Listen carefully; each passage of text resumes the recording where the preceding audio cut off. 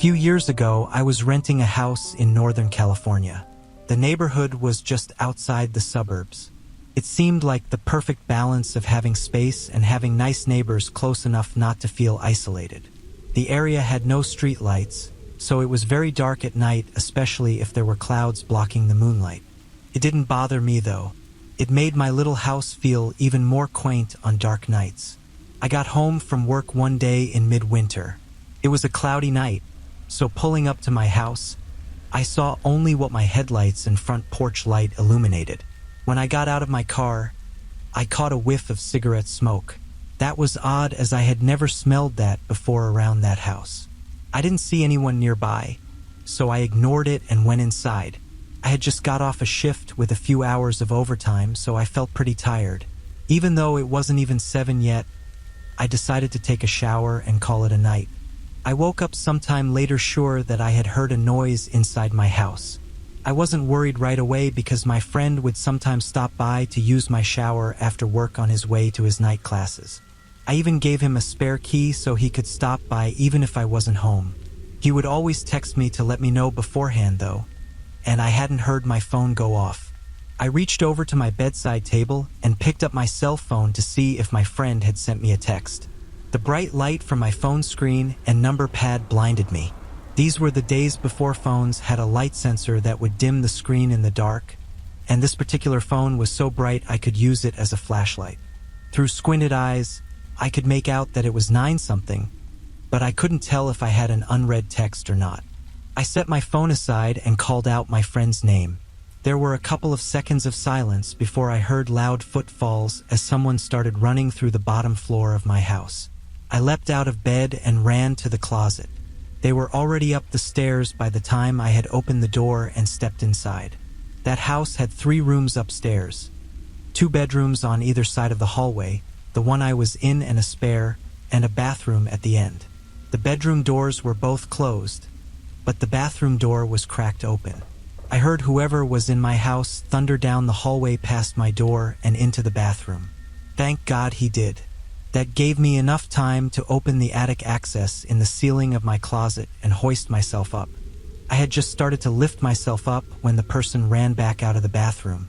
My feet were barely inside of the attic when my bedroom door burst open. I heard footsteps run into my room and stop. When they didn't see me in that room, they ran back to the hallway and into the other room, which just had boxes stacked in a corner, some weights, and a table where I painted my miniature models.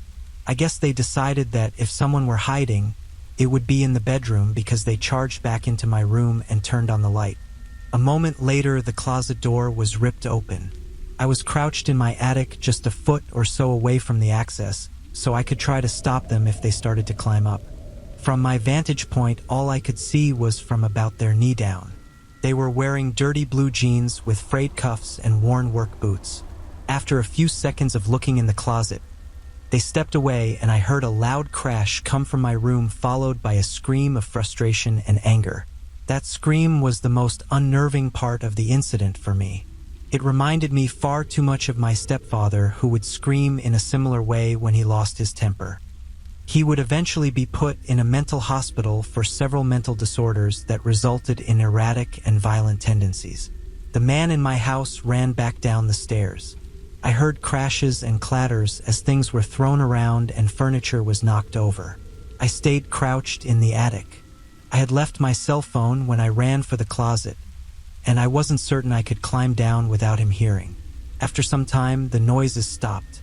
I started counting slowly. When I reached 1,000, I decided it was safe enough to climb down and call the police. The first thing I noticed when I exited the closet was the intruder had flipped my bed over. I assume in an attempt to find me. That was the loud noise I had heard after he stepped away from the closet.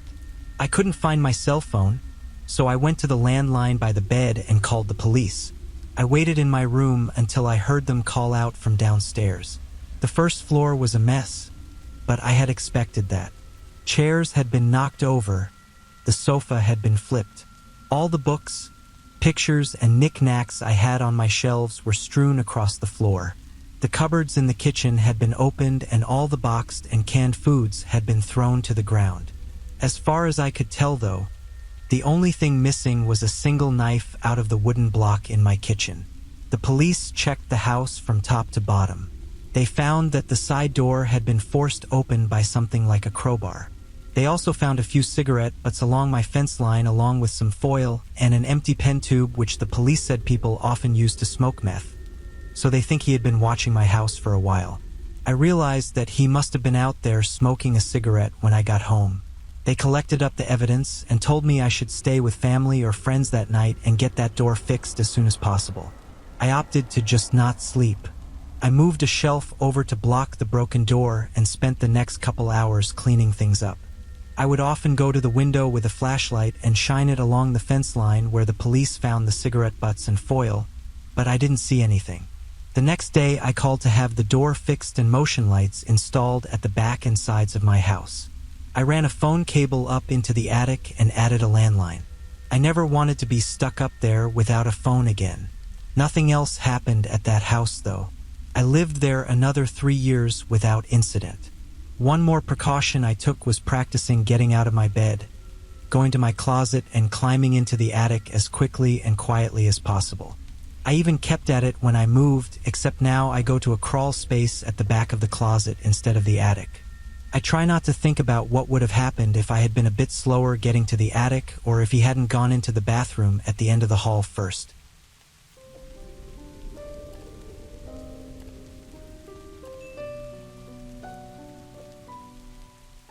This incident occurred about 5 years ago. It's a story I rarely share anymore because most people either feel uncomfortable hearing it or offer well-meaning advice on what I should have done, not understanding how differently your mind functions during sheer panic. So, here's my story. I was living in a cozy apartment in downtown Asheville working as a veterinary technician. I arrived home from work around my usual time, which is 5 p.m., unlocked my door, and went inside. I set my phone, wallet, and keys on the kitchen counter. I heard my heavy metal door swing shut behind me and began taking care of some errands around the house.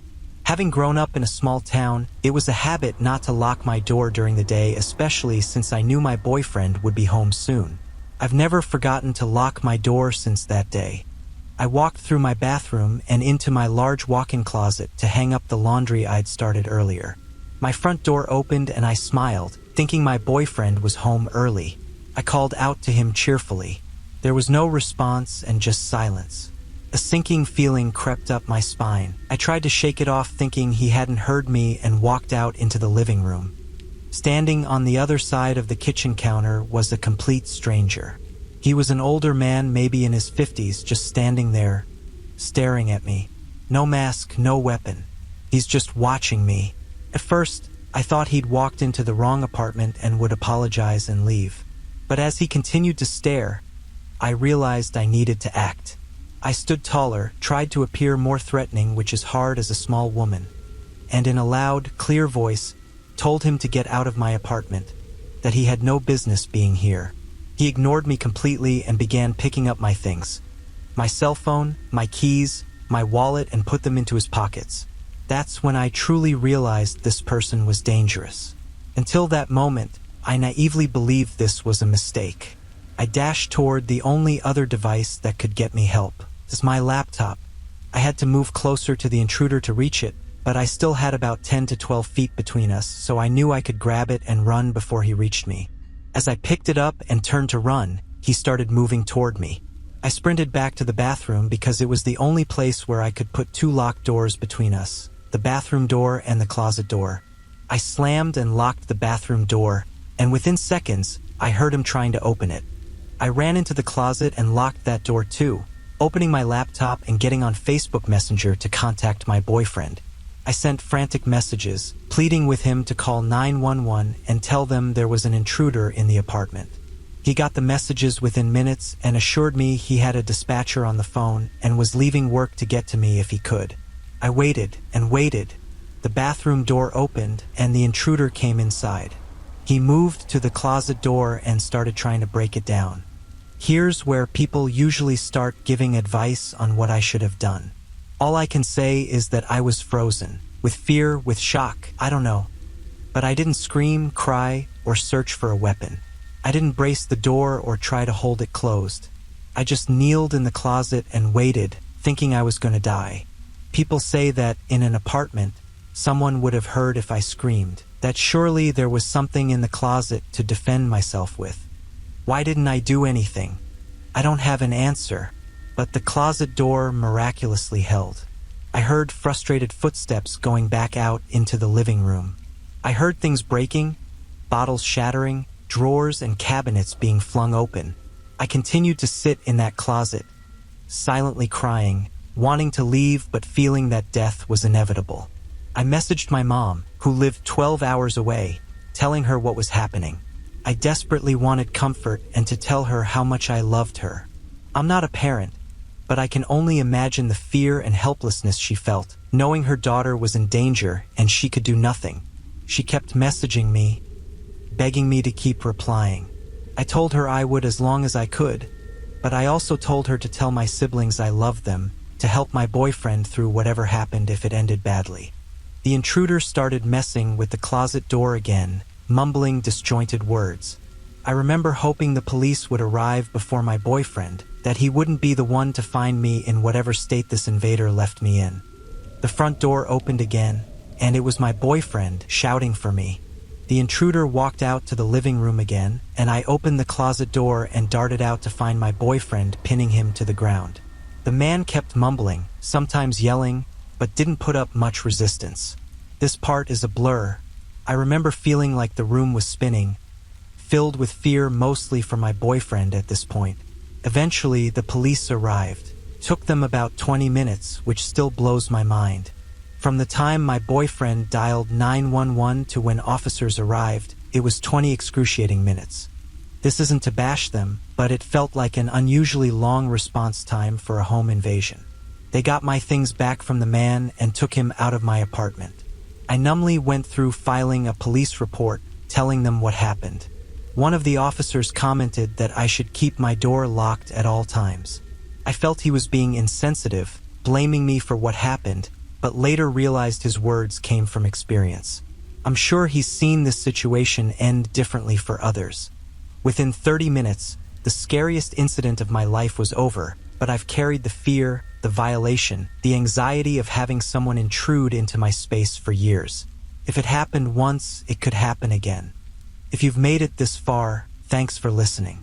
If something similar has happened to you, and you're still struggling with the aftermath, the sleepless nights, the nightmares, the constant checking and rechecking your locks, here's what helped me. A year after this happened, my boyfriend and I moved to a safer town in the Midwest for his job.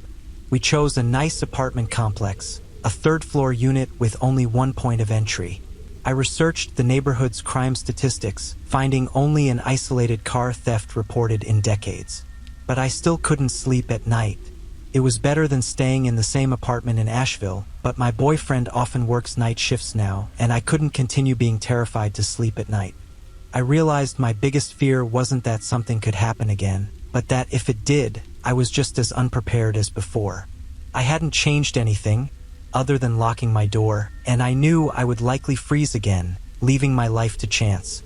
I walked into a martial arts school with a good self-defense program, introduced myself, and started taking classes. I've been training for years now, and the difference is unbelievable. The meek, quiet girl who waited to die in her closet doesn't exist anymore. I am confident, I am strong, I am worthy of living and protecting myself in my home. I'm no longer ashamed of how I handled that situation, but I also know what steps to take to ensure my safety. It wasn't easy, and it didn't happen overnight, but it was worth it. I recognize this might not be an option for everyone. Your experience is valid, and however you decide to cope is the right choice for you.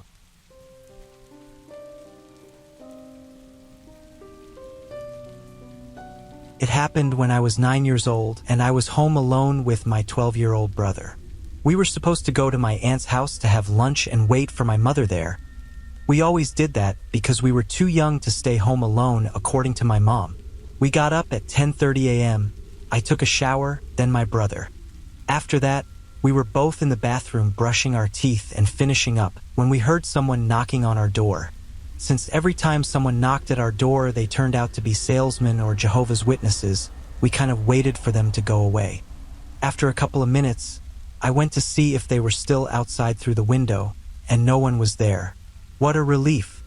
We continued getting ready when we saw a shadow go by through the bathroom window, which was kind of like a small square made with that kind of glass that makes everything behind it really blurry. We waited to see if it was just a bird flying by when a hand hit it, clear as day. We got scared, we didn't know what to do. My brother had his cell phone, so he immediately called the police. While it was ringing, we heard a loud bang at the door. Someone was brute forcing it. I don't know if they were kicking it or ramming it, but it was one of the most frightening things I've ever heard. My brother told me to lock the bathroom door, so I did. It took 5 bangs for the perpetrator to finally bash open the door. Then the police answered. I remember the exact thing my brother said. He was whispering. His voice could barely be heard. "Hello, there is someone in our house. I think they are stealing." Then a pause. He gave our address. Another pause. "I'm with my little brother locked in our bathroom. Please hurry." During all that, I was sitting against the wall, hugging my knees. It was one of the most nerve-wracking experiences ever. I could hear the man going through all of our stuff, emptying stands, going up and down the stairs, opening cabinets. He even broke a few cups and plates. I don't know why. Then I heard the sound my cell phone makes when it turns off, and I remembered leaving it on the kitchen table. I felt so stupid for leaving it there. Things continued for a couple of minutes when we heard him trying to open the door to the bathroom. My brother got a hold of a big metal rod we had lying around there. He started kicking the door. "Who is there?" the man screamed. We said nothing. I felt I was about to have an anxiety attack. My chest started to ache. I had chills and was really hot. I tried to remain calm, but it was just too much. After that, he stopped. We heard the door opening, and then silence. We waited for almost 10 minutes before going out of the bathroom. The living room was a total mess. Lots of papers and books on the floor. The cabinets were open, cups and plates on the floor. In our mother's bedroom, the nightstand and the closet were open and everything inside them was all over the place. Upstairs, in our room, it was the same thing. In about 5 minutes, the man was able to go through everything we had and left a total mess. After that, my brother called my mom and she ordered us to go to my aunt's ASAP, so we did. When we got there, I was a little more relaxed. My aunt was waiting for us with ice cream, probably because my mom told her everything and she wanted to calm us down a bit. We went back home at about 5 p.m. My mom told her boss she had a home emergency, so she left early. She tidied up the house, cleaned up, and left everything the way it was before so we could be relaxed. I really appreciate her effort and my aunts to calm us down and do everything so we didn't have to think about it. According to my mom, the police got home after she arrived at 3 p.m., 4 hours after the incident. She explained everything, but because of lack of evidence, nothing could be done. The man was never caught, and honestly, I don't think they even tried to search for him. The next days my mom was home with us. Now I tell the story as a funny anecdote. Luckily, no one was hurt, and he only took useless stuff. But at the time, I was really scared. To a 9-year-old, an experience like that can have serious repercussions. I'm lucky it never came to that, and I got over it after a couple of weeks. And there we have 3 bone-chilling true home invasion stories. Please drop a like and subscribe to the channel for more horror stories, and see you in the next one.